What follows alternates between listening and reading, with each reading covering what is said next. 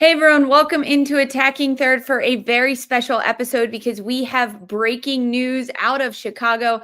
The Stars have parted ways with head coach Lorne Donaldson. He's in his second year with Chicago, and currently the start to 2025 has not been what Chicago wants. Arguably one of the worst starts in club history, with just one win, 5 losses, and only 3 points through 6 games. Big news out of Chicago. So alongside Sandra Herrera and Christine Cupo, I'm Lisa Carlin. Sandra, this is your domain in Chicago. What more can you tell us about Lorne Donaldson and Chicago parting ways?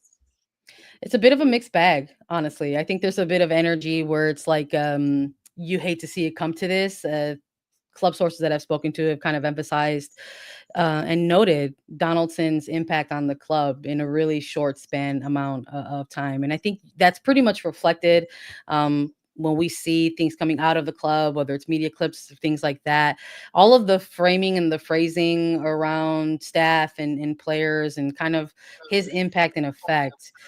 When they announced this hire by the club, it was met with a lot of enthusiasm. And part of the key factor here in getting Donaldson into a struggling Chicago side was that he was going to be able to bring some of those elements that he is known for. And so you heard a lot of things like fun, joy into the competitive environments. That was the framing that was used a lot in his short time with the club.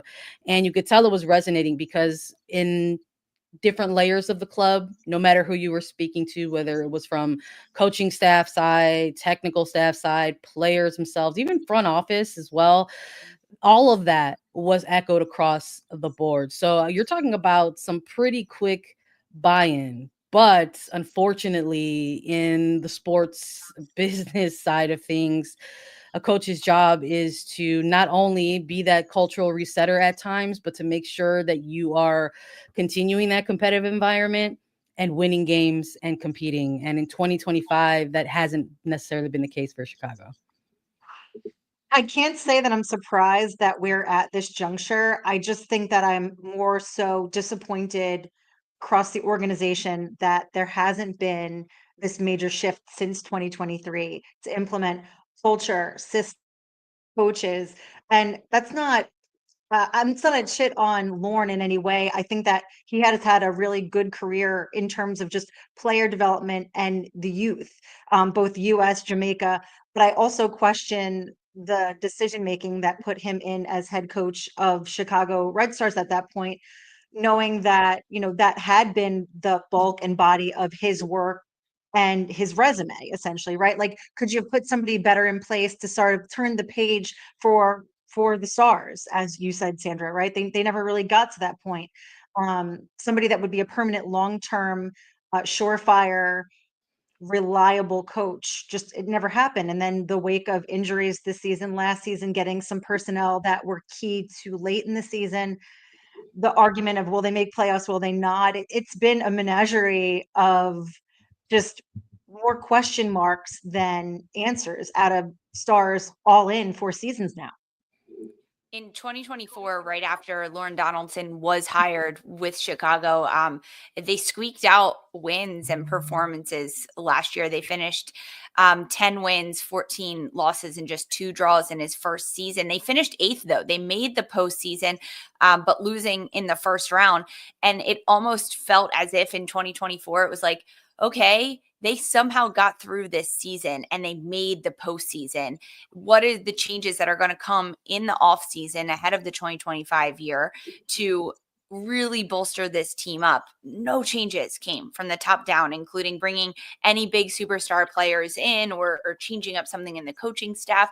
There wasn't a lot of change that happened. So frankly, the start with only 1 win in 6 matches to Chicago is not at all surprising. They are dealing with the major absence of U.S. women's national team superstar Mallory Swanson, who hasn't reported yet, still out on an excused absence. They do have a lot of players that were out on injury coming back in, but ultimately there's been a lot of change in the head coaching role. This is the 3rd time in the last 4 years that Chicago have replaced their head coach. And you mentioned, Sandra, they haven't been winning, and that is the number one benchmark, if not the only benchmark, that a team and a coach is judged upon and what they're doing. And the Stars have not recorded a winning season since 2022, and they haven't won a playoff game since 2021. It feels like almost the writing was on the wall at some points during this. Now the domino has fallen 6 games in that Donaldson is no longer going to be there. The first assistant head coach, Masaki Hemmi, will serve as the interim coach for Chicago at this time. But Sandra, from being on the ground and interviewing the players and getting to go to games, is there a difference in culture this year than even last year under Donaldson? I think that's what's so peculiar, I think, about the energy.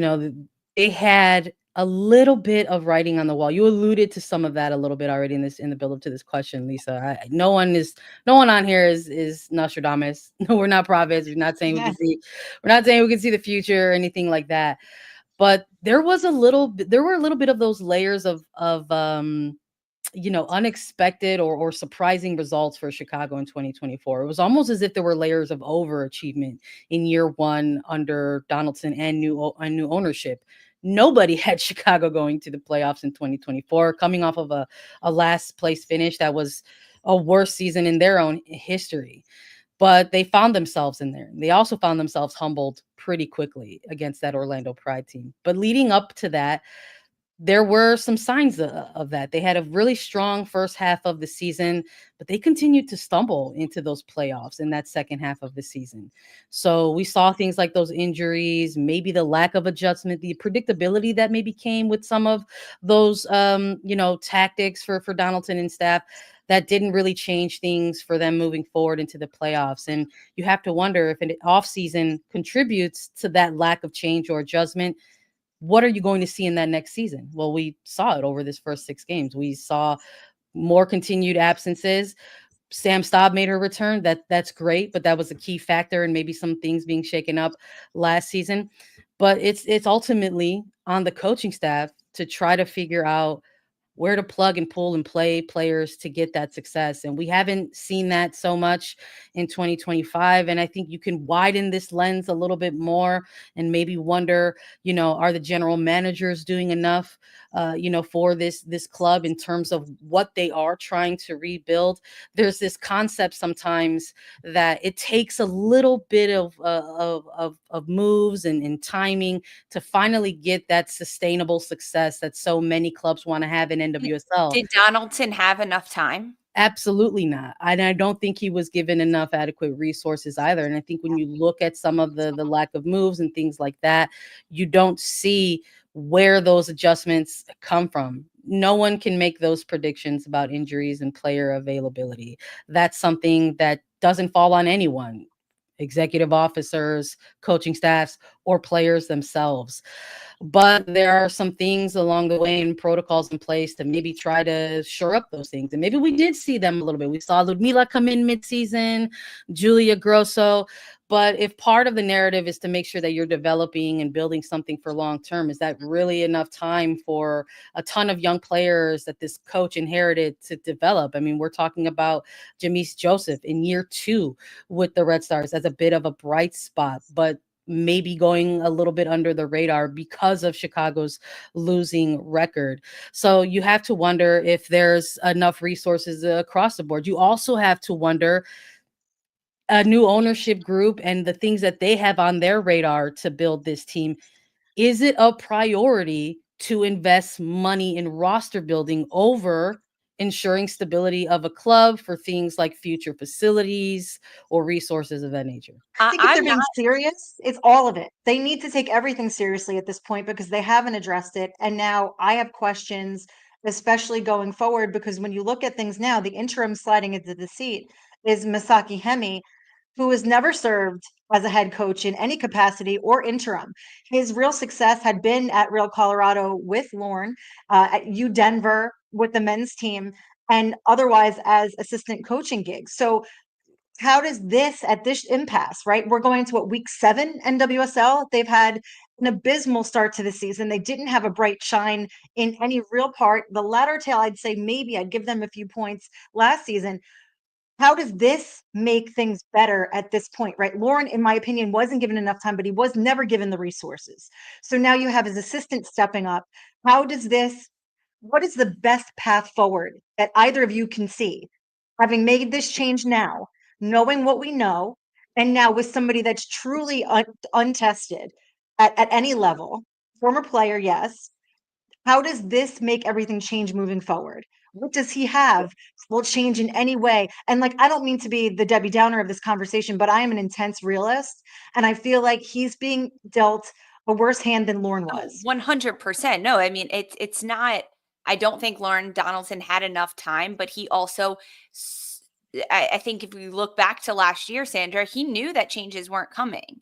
He knew Yeah. that they weren't getting in any players. So at that point, if I'm a coach, I realized nothing's changing. This is who I have and this is my group. What can I do to get the best out of them? It may not be pretty. It may not be the best. We sit back in a low block and then we just go. We put our two fastest players in and we send them alone by themselves.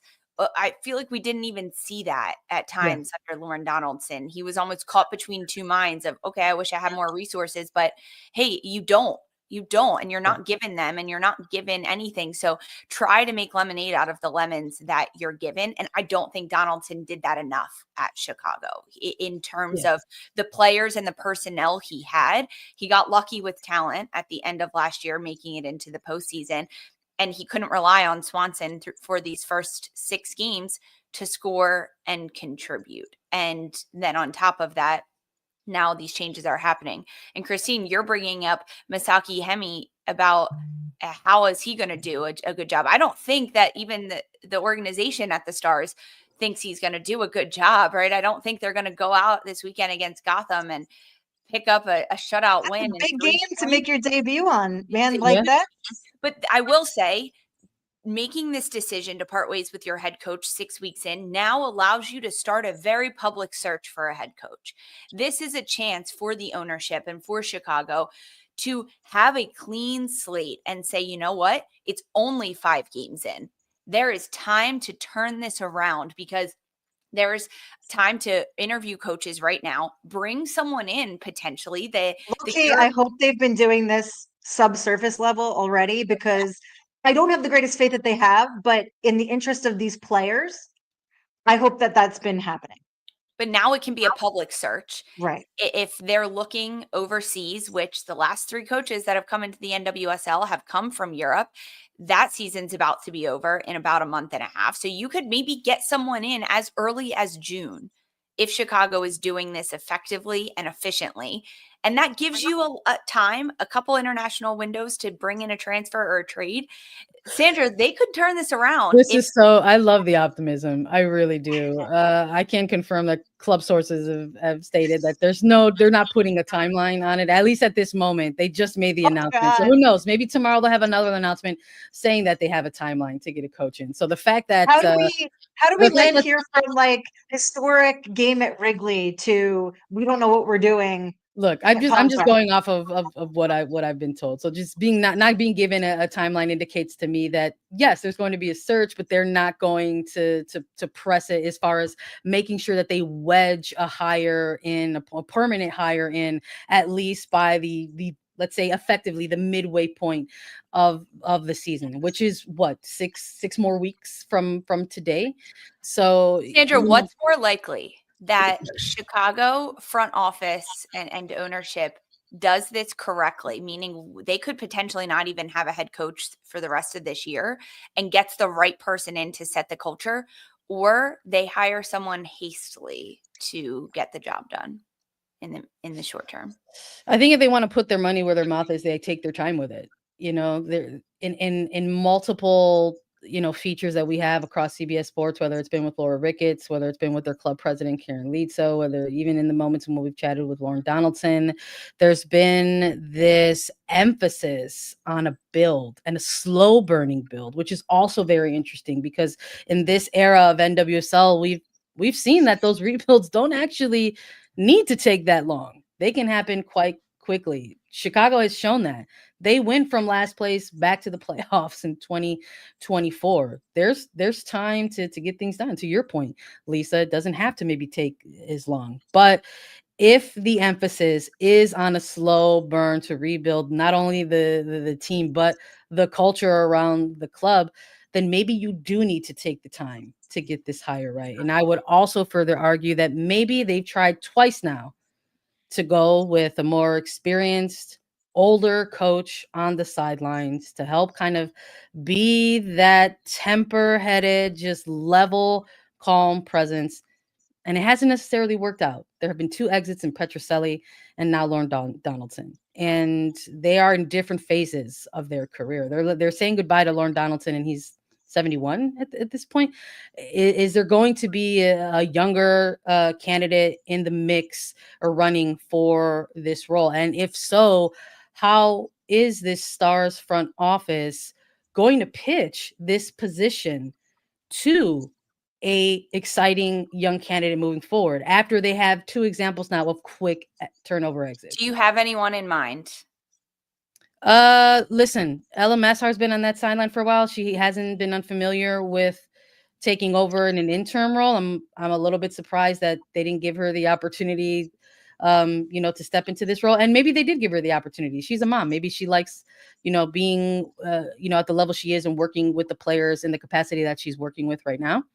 But I would also argue that Twyla Kilgore, last I checked, does not have, a current head coaching position. I don't know if she wants to return to the club game, but if the energy is to still sort of have a calm presence while keeping things competitive, Twyla Kilgore is a huge factor in that. She was part of this new wave of getting lots of players new caps for the national team and evaluating players. So I think that there are plenty of candidates out there. You alluded to the fact that this European season is closing its doors pretty soon. Do they want to go out that way? Will the general manager, Rick Hughes, be able to utilize his own European connections and try to see if he can filter anyone in? And it also, quite frankly, continues the conversation of where are the opportunities for women coaches in this league? Are there going to continue to be opportunities for American coaches in this league? This is another one of those bits of news that opens up the conversation to a lot of different sub discussions within it. A lot of changes happening at Chicago with what could potentially be down the line. It doesn't look great right now. Chicago, they've parted ways with head coach Lorne Donaldson. The first assistant coach, Masaki Hemmi, will serve as interim, and he's got his first game on the sideline with Chicago on the road this Sunday against Gotham FC, 1 p.m. on CBS Sports. You can watch the Chicago Stars as they try to bounce back, potentially hoping for a coach's bounce, a manager bounce during this game. But you can watch it on CBS at Sunday at 1 p.m. Eastern. Sandra, Christine, thanks for doing this with me, guys. It is always good to jump on it. If anyone has any thoughts, comments, concerns about this, want to ask some questions, hit us up across socials at Attacking Third. As a reminder, we go live every Tuesday and Thursday at 11 a.m. Eastern on YouTube, and you can listen to us anywhere you get your podcast. Download, follow, and subscribe across YouTube and podcast platforms so you get alerts when we go live and when we drop new episodes like this one that encapsulate some breaking news. For Sandra, Christine, and Mark, I'm Lisa. This was Attacking Third.